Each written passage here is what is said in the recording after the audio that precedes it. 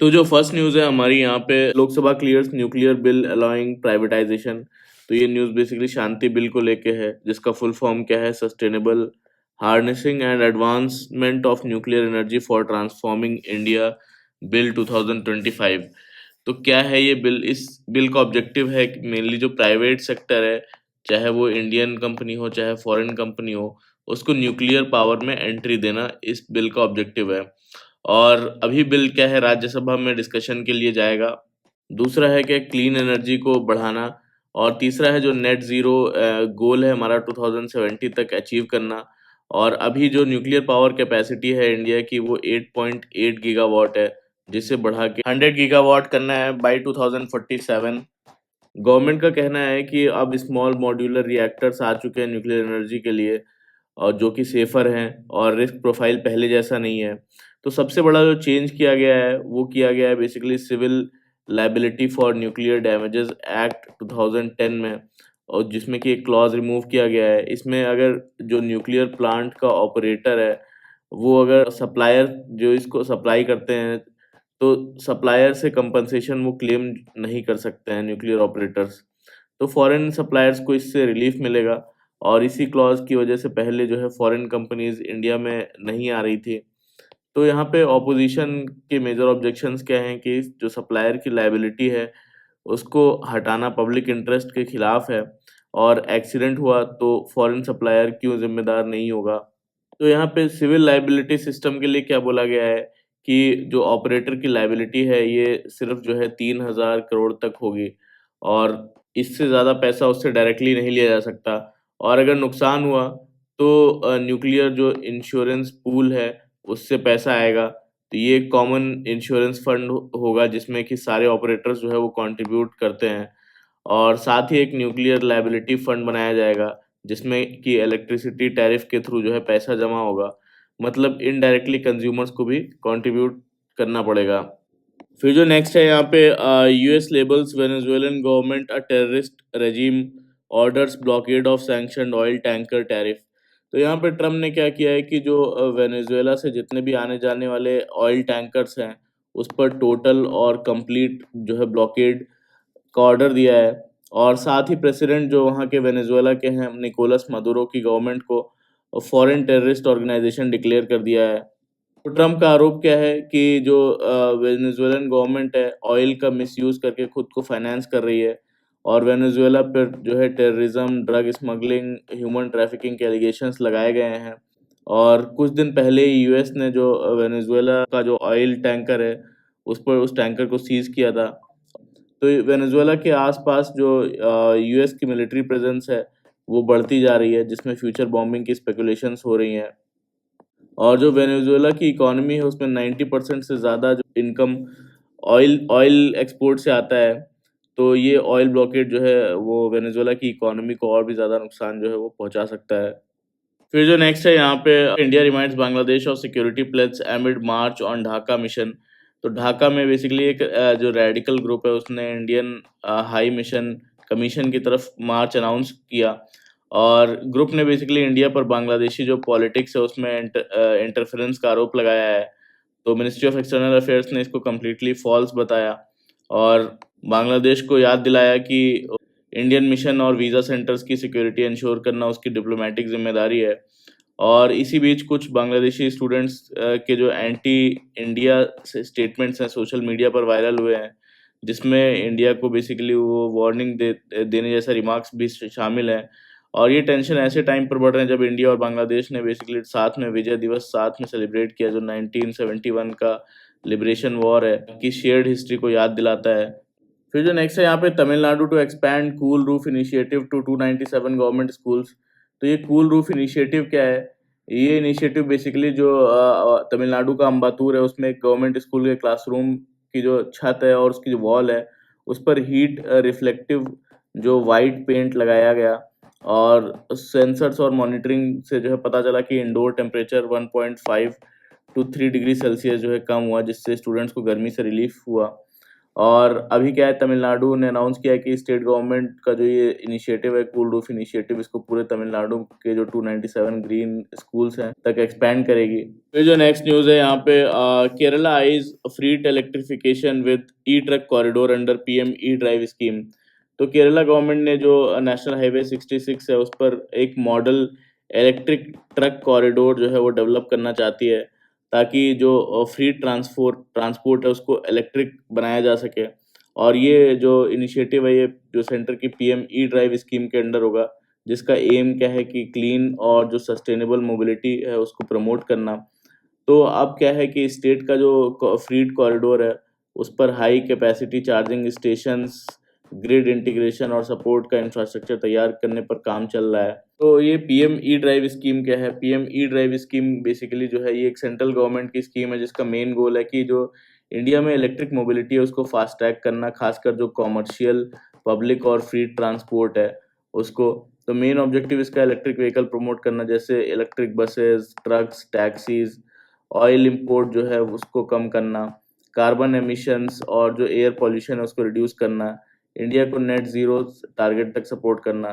तो यहाँ पे और भी चीज़ें हैं, जैसे हाई कैपेसिटी चार्जिंग स्टेशंस बनाना, ग्रिड इंटीग्रेशन करना। तो यहाँ पे गवर्नमेंट अब सिर्फ बेसिकली यहाँ पे सिर्फ कार्स और स्कूटर्स तक ही नहीं सीमित है, बल्कि ट्रक्स, लॉजिस्टिक्स और जो गुड्स का ट्रांसपोर्ट है उसको भी इलेक्ट्रिक बनाना चाहती है।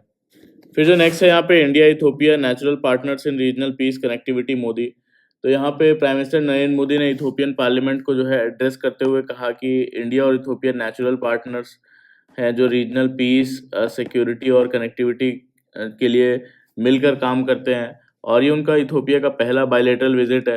तो पीएम ने बताया कि दोनों देशों के बीच जो डिफेंस कोऑपरेशन एग्रीमेंट साइन हो चुका है, जिसमें military cooperation, cyber security, defence industries और जॉइंट रिसर्च में कोलैबोरेशन जो बढ़ेगा।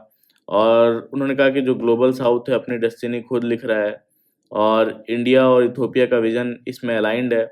और पीएम मोदी को जो इथोपिया का हाईएस्ट सिविलियन अवार्ड है, ग्रैंड ऑनर निशान ऑफ इथोपिया, वो दिया गया। और उन्होंने बोला कि जो इंडियन कंपनीज है उन्होंने इथोपिया में लगभग $5 बिलियन से ज़्यादा इन्वेस्ट किया है, जिससे 75,000 से ज़्यादा लोकल जॉब्स क्रिएट हुई हैं।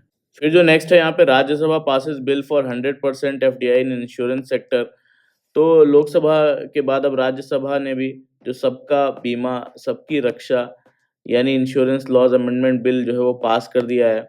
और इस बिल के थ्रू जो है जो इंश्योरेंस सेक्टर है उसमें 100% फॉरेन डायरेक्ट इन्वेस्टमेंट अलाउ कर दिया गया है। और फाइनेंस मिनिस्टर निर्मला सीतारमण ने कहा कि जो फॉरेन कंपनीज हैं उनसे जो भी प्रीमियम कलेक्ट होगा वो इंडिया में ही रहेगा, और उन्हें भी गवर्नमेंट की जो वेलफेयर और सोशल सेक्टर स्कीम्स में पार्टिसिपेट करना होगा। तो गवर्नमेंट का मानना है कि जो एफडीआई लिमिट बढ़ाने से जो फॉरेन कंपनीज आएंगी, कंपटीशन बढ़ेगा और इंश्योरेंस प्रीमियम जो है वो भी कम हो सकता है। लेकिन ऑपोजिशन ने स्ट्रॉन्ग ऑब्जेक्शन उठाया है, बेसिकली डेटा प्राइवेसी और जो डिजिटल फ्रॉड का रिस्क बताया है इसमें। फिर जो यहाँ पे नेक्स्ट न्यूज़ है यहाँ पे, Prasar Bharati draft policy to monetise television OTT content. तो प्रसार भारती जो बेसिकली इंडिया के गवर्नमेंट ओन्ड नेशनल ब्रॉडकास्टर है, उसने draft content syndication policy 2025 public consultation के लिए अपनी वेबसाइट पर अपलोड किया है। इस पॉलिसी का एम है कि जो इंडियन कल्चर है उसका आउटरीच वो बढ़ाना, साथ ही कंटेंट जो है प्रसार भारती का उसको मोनेटाइज करना। तो पॉलिसी के अंडर जो भी दूरदर्शन और जो आकाशवाणी का कंटेंट है उस, और जो नेशनल और रीजनल प्रोग्राम्स का आर्काइव्ड कंटेंट है जो प्रसार भारती के ओटीटी प्लेटफॉर्म पर आता है, वो अब मोनेटाइज किया जा सकता है। और जो उनके जो गवर्नमेंट इवेंट्स हैं या फिर फेस्टिवल्स या स्पोर्ट्स की लाइव कवरेज, उसको भी मोनेटाइज किया जा सकता है लाइसेंसिंग, सिंडिकेट या पार्टनरशिप के थ्रू। फिर जो नेक्स्ट है यहाँ पे, anti collision system installed on 2000 kilometres और रेल नेटवर्क। तो यहाँ पे रेलवे मिनिस्टर अश्विनी वैष्णव ने लोकसभा में बताया कि जो indigenous anti collision safety system है जिसका नाम कवच है, वो बेसिकली रेल नेटवर्क के 2000 किलोमीटर से ज़्यादा डिस्टेंस पर फुली कमीशन किया जा चुका है। तो कवच जो है ये बेसिकली एक एडवांस्ड ट्रेन प्रोटेक्शन सिस्टम है जो ट्रेन्स के बीच एक्सीडेंट्स और कोलिजन्स को रोकने में मदद करता है। तो मिनिस्टर ने बताया ये एक बहुत कॉम्प्लेक्स सिस्टम है जिसमें कि ऑप्टिकल फाइबर केबल बिछाना, टेलीकॉम टावर्स लगाना, स्टेशन को डेटा सेंटर से कनेक्ट करना, तो ये सारी चीज़ें शामिल हैं। फिर जो नेक्स्ट है यहाँ पे इंडिया और जो यूएई है उसके बीच जॉइंट मिलिट्री एक्सरसाइज जिसका नाम है डेज़र्ट साइक्लोन 2, वो यूएई के जो अबू धाबी है उसमें कंडक्ट होगी 18 से 30 दिसंबर तक, जो कि इंडिया और यूएई के डिफेंस कोऑपरेशन और जो स्ट्रेटेजिक पार्टनरशिप है उसको और मजबूत करेगी। फिर जो नेक्स्ट है यहाँ पे possible discovery of dark matter sparks debate experts अर्ज कॉशन। तो डार्क मैटर क्या होता है? डार्क मैटर बेसिकली एक ऐसा इनविजिबल मैटर होता है जो दिखता नहीं है लेकिन ग्रेविटी के थ्रू अपना इफेक्ट दिखाता है। तो सिंपल लैंग्वेजेस में बोले तो डार्क मैटर जो है ना तो लाइट एमिट करता है, ना जो है ना एमिट करता है, ना एब्जॉर्ब करता है और ना ही तो उसे रिफ्लेक्ट करता है। तो इसलिए हम इसे जो है टेलीस्कोप से भी डायरेक्टली नहीं देख सकते। लेकिन फिर भी साइंटिस्ट जो है को पता है कि ये एग्ज़िस्ट करता है क्योंकि गैलेक्सीज़ जो है वो बहुत फ़ास्ट घूम रही हैं और अगर सिर्फ़ नॉर्मल मैटर होता तो गैलेक्सीज़ बोलते हैं कि ब्रेक हो सकती थी। कोई एक्स्ट्रा इनविजिबल जो मास है वो ग्रेविटी प्रोवाइड कर रहा है, इसलिए इनविजिबल मैटर्स को डार्क मैटर कहते हैं। और ये यूनिवर्स का लगभग 27% जो है वो बनाती हैं। और तो डार्क मैटर किससे बनता है ये अभी तक कंफर्म नहीं है, लेकिन एक पॉपुलर थ्योरी जो वीकली इंटरैक्टिंग मैसिव पार्टिकल्स है, इसके लिए है। यहाँ पे क्या बोला गया है कि एस्ट्रोनॉमर्स के बीच में एक डिबेट चल रही है कि क्या डार्क मैटर जो है फाइनली डिस्कवर हो गया है या सिर्फ एक जो है फॉल्स अलार्म है। तो यहाँ पे एक जर्नल है उसमें एक स्टडी में जो है बताया गया, क्लेम किया कि उन्होंने डार्क मैटर का सिग्नल जो है डिटेक्ट कर लिया है। तो बोलते कि जो डार्क मैटर है वो यूनिवर्स का लगभग 27% है और साइंटिस्ट इसे सिर्फ जो है ग्रेविटी के इफेक्ट्स के थ्रू समझते हैं। और एक पॉपुलर थ्योरी जो जैसे मैंने बताया weekly interactive interactive massive particles से बना हो सकता है। तो स्टडी के मुताबिक जो मिल्की वे है उसके सेंटर के आसपास 20 गीगा इलेक्ट्रॉन वोल्ट का एक गामा रेज जो है वो मिले हैं, जो कि वीकली इंटरैक्टिंग मैसिव पार्टिकल्स के कोलिजन और एनिहिलेशन से जो है आ सकते हैं, ऐसा बोलना है।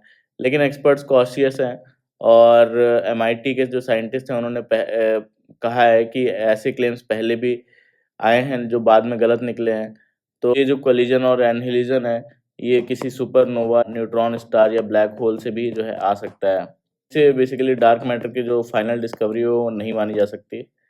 फिर जो नेक्स्ट आर्टिकल है यहाँ पे the story of we the moving people. तो यहाँ पे बोलते हैं कि जो सिटीजनशिप है ये बेसिकली जो पहले रेजिडेंसी और टेरिटरी से जुड़ी होती है, लेकिन जो माइग्रेशन की वजह से जो इंटरनेशनल और जो डोमेस्टिक दोनों माइग्रेशन होते हैं वो इस रिलेशन को जो है डिसरप्ट कर रहे हैं और लोग एक जगह पैदा होते हैं, काम या पढ़ाई के लिए दूसरी जगह शिफ्ट हो जाते हैं, जिससे कि उनके वोटिंग राइट्स, सिटीजनशिप और जो पॉलिटिकल रिप्रेजेंटेशन है उस पर कन्फ्यूजन पैदा हो रहा है। तो बोलते हैं कि इसी वजह से दुनिया भर में जो इमिग्रेंट्स हैं उनके खिलाफ पब्लिक एंग्जाइटी, डिपोर्टेशन ड्राइव्स यानी उनको वहाँ से निकालने का ड्राइव या वोटर लिस्ट को क्लीन अप करने का ड्राइव ये सब बढ़ता जा रहा है। तो इंडिया में बोलते हैं कि इलेक्शन कमीशन का जो स्पेशल इंटेंसिव रिवीजन है इसी बैकग्राउंड में हो रहा है और इलेक्शन कमीशन का कहना है कि जो रैपिड अर्बनाइजेशन और माइग्रेशन के दौरान जो डुप्लीकेट वोटर एंट्रीज हैं उसका रिस्क बढ़ गया है। और यूएस में भी ट्रंप के दौर में सिटीजनशिप प्रूफ और वोटर डेटा बेस को लेकर कंट्रोवर्सी हुई।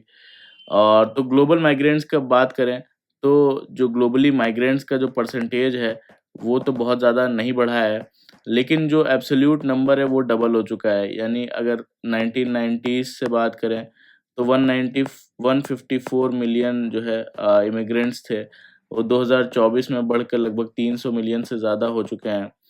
तो वेस्टर्न कंट्रीज़ में जो है इसे नेटिविस्ट पॉलिटिक्स को बूस्ट मिला है। नेटिविस्ट पॉलिटिक्स मतलब वहाँ अपने जो लोकल पॉलिटिशियंस हैं, वहाँ पे अपने लोकल लोगों को ज़्यादा तवज्जो देना।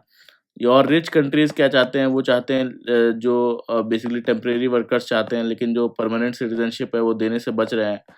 तो इंडिया में भी बोलते हैं कि इंटरनल माइग्रेशन जो है वो पॉलिटिक्स को रीशेप कर रहा है और जैसे कि मुंबई का डेमोग्राफिक डिविडेंड चेंज हो रहा है और वोटिंग राइट्स जो है अब बेसिकली कौन वोट करेगा वो नहीं रहा है, बल्कि कहाँ वोट करेगा ये जो है इम्पोर्टेंट हो गया है, इसका सवाल बन चुका है।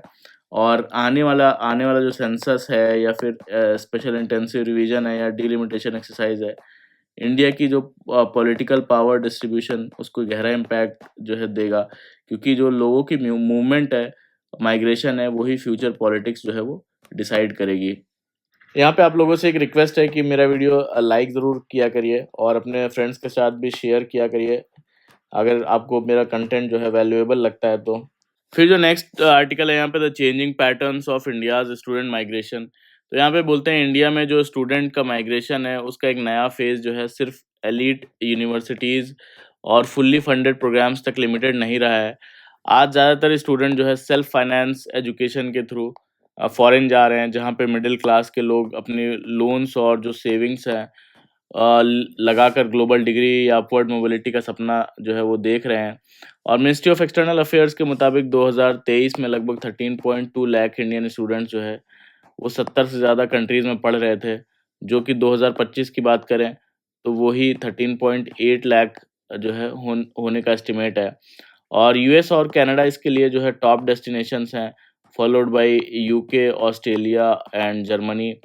तो इस ट्रेंड को कुछ लोग डेमोक्रेटाइजेशन ऑफ जो फॉरेन एजुकेशन है उस वो बोल रहे हैं, लेकिन ज़्यादा रियलिटी ज़्यादा कॉम्प्लेक्स है। बहुत से स्टूडेंट्स लो रैंक्ड जो कॉलेजेस और वोकेशनल कोर्सेज में जो है फंस जाते हैं, जहाँ प्लेसमेंट और स्किल रेलेवेंस कम होती है। और रिक्रूटमेंट जो एजेंट्स होते हैं या फिर प्राइवेट कॉलेजेस का एक profit driven weekly regulated ecosystem जो है बना हुआ है, जिसका result D skilling, under employment और वीज़ा इनसिक्योरिटी होता है। और केरला इसका क्लियर एग्जांपल है, जहाँ और क्लियर केरला इसका क्लियर एग्जांपल है, जहाँ स्टूडेंट माइग्रेशन 5 साल में जो है वो डबल हो चुका है विद इन 5 इयर्स केरला में। यहाँ से जाने वाले स्टूडेंट्स के जो खर्चा है उसको इकोनॉमिस्ट रिवर्स रेमिटेंस कहते हैं। मतलब इंडियन हाउसहोल्ड्स फॉरेन कंपनीज को सब्सिडाइज कर रही हैं। और कनाडा और यूएस जैसे कंट्रीज को इंडियन स्टूडेंट्स से billions of dollars economic benefit होता है। और हाई ट्यूशन फी यानी 40 से 50 लाख रुपए, rising rent, limited working hours, ये और वीज़ा कैप स्टूडेंट्स और पर फाइनेंशियल और मेंटल स्ट्रेस जो है वो सब डालते हैं। कई स्टूडेंट्स जो है लो वेज जॉब्स करने पर मजबूर होते हैं। ओवरऑल जो ये ट्रेंड है वो बोलते हैं कि ब्रेन गेन नहीं बल्कि ब्रेन वेस्ट जो है वो बन रहा है, जो कि अब क्या है कि स्ट्रॉन्गर रेगुलेशन और काउंसलिंग और जो बायलैटरल सेफगार्ड्स हैं की बहुत ज़्यादा ज़रूरत है अब इंडिया में। फिर जो नेक्स्ट आर्टिकल है यहाँ पे, change for the wars, the move to alter MNREGA beyond recognition must be dropped. तो यहाँ पे बोलते हैं कि जो Viksit Bharat guarantee for Rozgar and Ajeevika mission bill है, जो मनरेगा को रिप्लेस करने के लिए लोकसभा में लाया गया है, उस पर काफ़ी सीरियस ऑब्जेक्शंस उठ रहे हैं। और ये सिर्फ जो है नेम चेंज नहीं है, बल्कि स्कीम का जो कोर नेचर है उसको बदलने की कोशिश हो रही है। और एडिटोरियल के मुताबिक जो ये सेंटर की तरफ से स्टेट के डेवलपमेंटल जो स्पेस है उसको और छोटा करने का एक और स्टेप है। तो जो एमजी नरेगा का जो है गांधी से जुड़ा होना, ग्राम स्वराज और डिसेंट्रलाइजेशन का सिंबल था।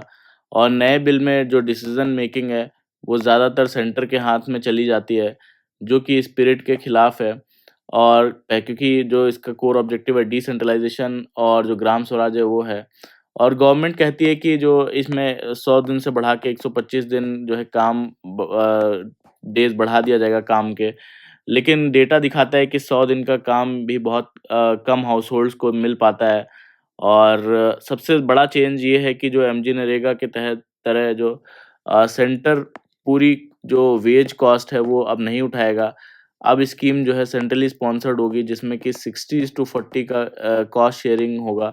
यानी सेंटर 60 और स्टेट 40 का रेशियो रहेगा। और इससे क्या है कि स्टेट्स पर जो फाइनेंशियल बर्डन है वो बढ़ेगा, जबकि उनकी फाइनेंसेस पहले से ही वीक हैं। साथ ही जो स्कीम स्कीम को पहले क्या था, डिमांड ड्रिवन था, यानी जिसको काम मांगना है वो मांग सकता है। और अभी क्या है, डिमांड ड्रिवन नेचर खत्म करके उसे सप्लाई ड्रिवन बना दिया गया है, जहाँ पे सेंटर बेसिकली बजट जो है वो डिसाइड करेगा और जो एक्स्ट्रा खर्चा है स्टेट्स को उठाना होगा। तो तमिलनाडु और केरला जैसे स्टेट्स ने बिल का जो है अपोज किया है।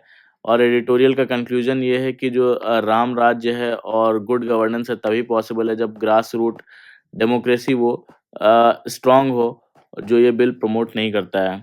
फिर जो नेक्स्ट है यहाँ पे, how is the Aravalli range to be protected.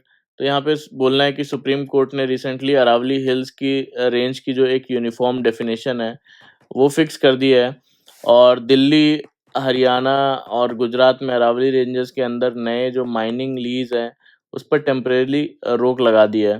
तो अरावली रेंज बोलते हैं कि लगभग 2 बिलियन साल जो है वो पुराना है और इंडिया का सबसे पुरानी माउंटेन रेंज है अरावलीज़ रेंज।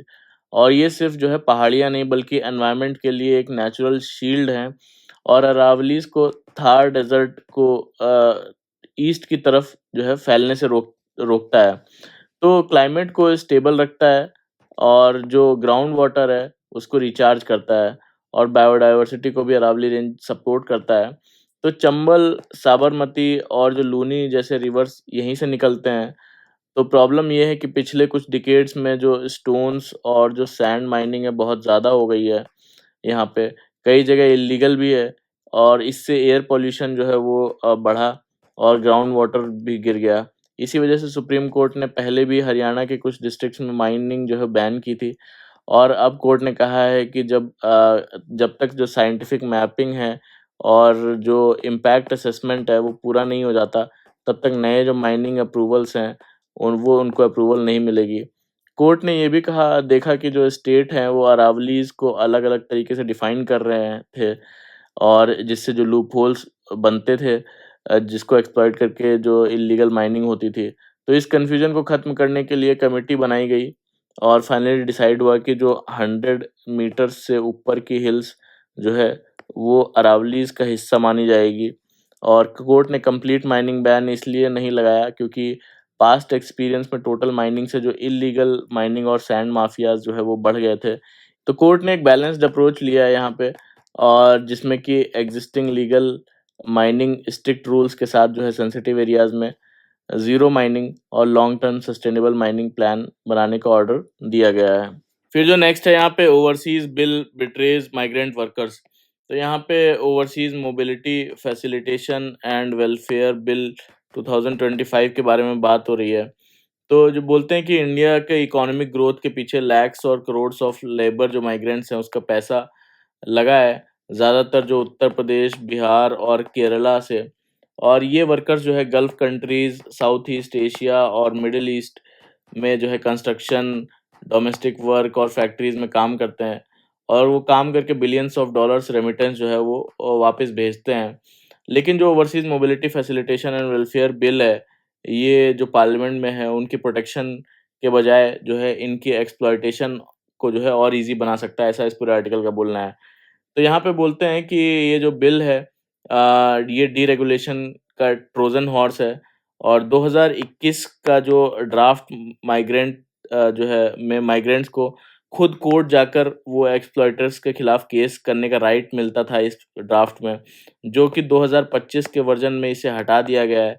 अब वर्कर्स क्या है कि स्टेट जो मशीनरी है उसके भरोसे छोड़ दिए गए हैं। तो सबसे ज़्यादा नुकसान जो है बोलते हैं कि वुमेन माइग्रेंट्स को होगा और human trafficking, sexual abuse, gender specific crimes पर स्ट्रॉन्ग प्रोविज़न जो है वो हटा दिए गए हैं और जो वल्नरेबल क्लासेस हैं जैसे कि क्लासेस जैसे वेग वर्ड्स यूज़ किए गए हैं।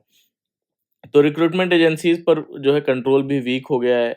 जैसे रिक्रूटमेंट एजेंसीज़ में फ़ी ट्रांसपेरेंसी, एजेंट अकाउंटेबिलिटी और जो इमिग्रेंट चेक पोस्ट हैं, इस जैसे जो सेफगार्ड्स हैं, वो डाइल्यूट कर दिए गए हैं और इससे जो डेट बॉन्डेज है या फ्रॉड जॉब है, उसका रिस्क वो बढ़ जाएगा और अब्रॉड जाकर भी सिचुएशन बेटर नहीं होती। एजेंसीज़ की जो पोस्ट अराइवल रिस्पॉन्सिबिलिटी वो कम हो गई है और गवर्नमेंट सिस्टम जो है वो ओवरबर्डन्ड है। प्रपोज़ जो इंटीग्रेशन इन्फॉर्मेशन सिस्टम है वर्कर्स के लिए वेलफेयर टूल का काम कम और सर्विलेंस सिस्टम ज़्यादा जो है वो लगाता है और जो ऑनलाइन स्कैम्स हैं, व्हाट्सऐप जॉब फ्रॉड है या रीइंटीग्रेशन सपोर्ट पर भी जो है बिल मोस्टली साइलेंट है और बिल का स्ट्रक्चर बोलते हैं हाईली सेंट्रलाइज्ड है, जो स्टेट्स, ट्रेड यूनियंस और सिविल सोसाइटी को साइडलाइन किया गया है। एडिटोरियल का कंक्लूजन है कि बिल जो है वो फैसिलिटेशन नहीं बल्कि जो मॉडर्न स्लेवरी को इनेबल करता है और पार्लियामेंट को चाहिए कि बिल को अमेंड करके जो वर्कर्स के राइट्स हैं, फेडरल रोल और जो स्ट्रिक्ट पेनल्टीज़ और रियल वेलफेयर जो मैकेनिज़्म है उसको वापस लाया जाए इस बिल में। फिर जो नेक्स्ट है यहाँ पे why have Thailand, Cambodia border clashes flared up again. तो यहाँ पे थाईलैंड और कंबोडिया के बीच जो बॉर्डर डिस्प्यूट है, उस पर एक बार फिर से वॉयलेंट हो गया है। तो यहाँ पे बोलते हैं कि जो 8 दिसंबर है, उसपे थाईलैंड ने कंबोडिया पर जो है एयर स्ट्राइक्स किए, जब बॉर्डर पर जो है क्लैशेज़ हुए। तो दोनों तरफ जो दोनों कंट्रीज़ हैं, उन्होंने एक दूसरे पर अक्टूबर में जो यूएस ब्रोकर्ड सीज़फायर हुआ था, उसको तोड़ने का आरोप लगाया।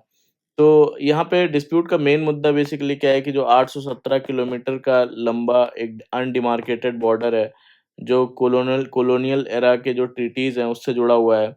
और यहाँ पे एक जो टेम्पल है जिसका नाम प्रिय विरह टेम्पल, इससे जो है एक फाइटिंग का सेंटर रहा है।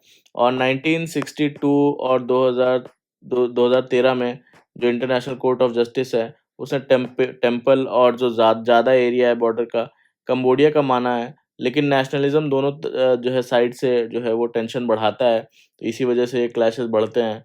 और दोबारा से जो है 12 दिसंबर को प्रेसिडेंट डोनाल्ड ट्रंप के इंटरवेंशन के बाद दोनों ने शूटिंग रोकने पर एग्रीमेंट दिखाया।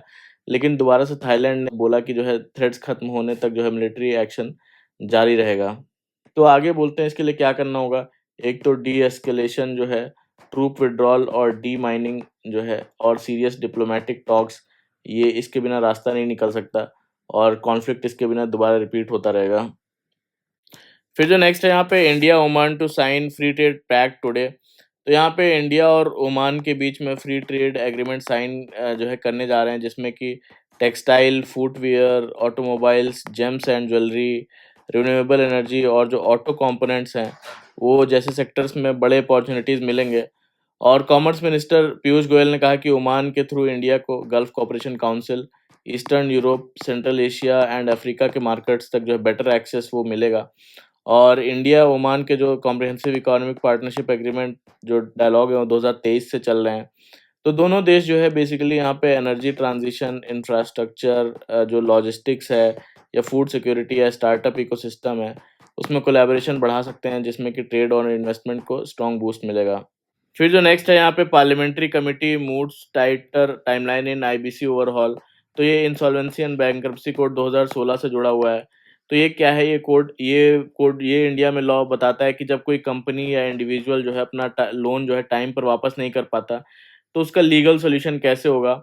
और आईबीसी से पहले बेसिकली जो लोन डिफ़ॉल्ट के केसेस जो है वो सालों तक कोर्ट में अटके रहते थे, और बैंक्स को पैसा वापस नहीं आता था। तो आईबीसी का मेन गोल है कि टाइम बाउंड रेज़ोल्यूशन करना इन केसेस का, बैंक्स और लेंडर्स का जो पैसा वापस लाना, और हेल्दी कंपनीज़ को बचाना। तो यहाँ पे आईबीसी कैसे काम करता है कि कंपनी जो लोन डिफ़ॉल्ट करती है, तो बैंक और जो क्रेडिटर हैं, वो नेशनल कंपनी लॉ ट्राइब्यूनल में जो है केस फाइल कर सकते हैं, और कंपनी का जो कंट्रोल है वो प्रमोटर से लेके रेज़ोल्यूशन प्रोफ़ेशनल्स को दे दिया जाता है।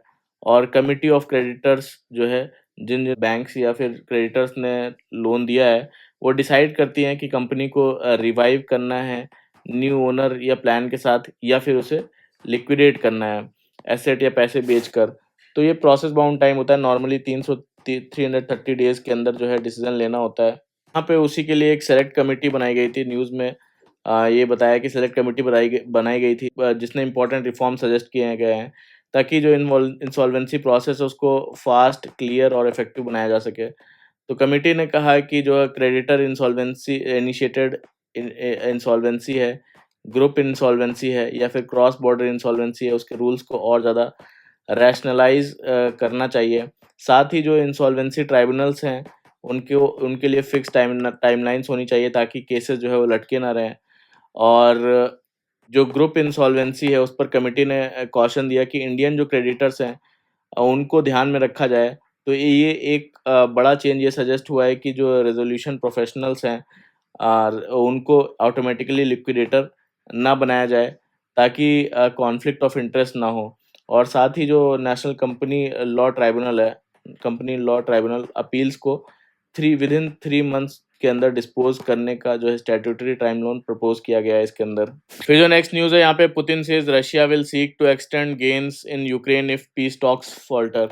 तो रशियन प्रेसिडेंट व्लादिमीर पुतिन जो है, उन्होंने वार्निंग दी है कि अगर यूक्रेन और जो उसके वेस्टर्न एलाइज़ हैं, एक सेकंड, कि जो उसके यूक्रेन और जो उसके वेस्टर्न एलाइज़ हैं, वो अगर पीस टॉक्स में रशिया की कंडीशंस जो है एक्सेप्ट नहीं करते, तो मॉस्को बेसिकली रशिया जो है यूक्रेन में अपना कंट्रोल और एक्सपैंड करेगा।